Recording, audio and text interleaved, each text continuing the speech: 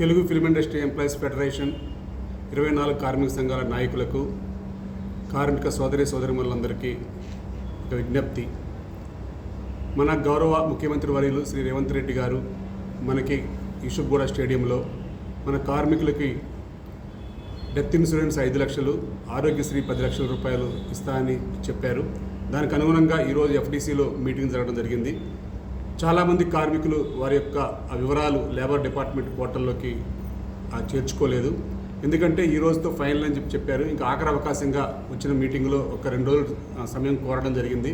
కాబట్టి రేపు మంగళవారం లోపు అనగా 25వ తేదీ లోపు ప్రతి ఒక్కరూ కూడా ఎవరైతే వారి డేటా ఇవ్వలేదో, ఈ ఆరోగ్యశ్రీ గురించి కానీ ఇన్సూరెన్స్ గురించి కానీ డేటా ఇవ్వలేదో ఆ డేటాని అందరూ కూడా మంగళవారం లోపు 25వ తేదీ సాయంత్రం 5 గంటల లోపు కనుక చేర్చుకోకపోతే ఆ తర్వాత ఫెడరేషన్ కానీ యూనియన్ కార్యవర్గం కానీ ఎటువంటి బాధ్యత వహించదని చెప్పేసి మీకు తెలియజేస్తున్నాము.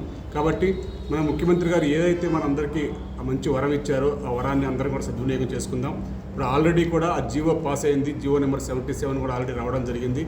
ఆ 77 ప్రకారం, జీవో నెంబర్ 77 ప్రకారం మన ఎఫ్డీసీ ప్లస్ మన Telugu film industry employees federation joint అకౌంట్లోకి డబ్బులు కూడా రావడం జరిగింది.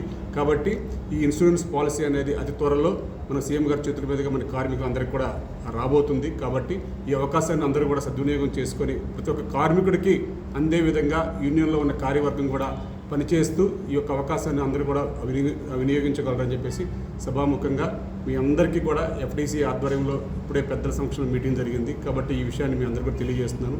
అందరూ కూడా ఈ అవకాశాన్ని ఉపయోగించుకొని ప్రతి ఒక్క కార్మికుడికి లబ్ధి పొందే విధంగా చేకూర్చగలరని కోరుతూ మీ అనిల్ కుమార్ వల్లభనేని, అధ్యక్షులు Telugu film industry employees federation.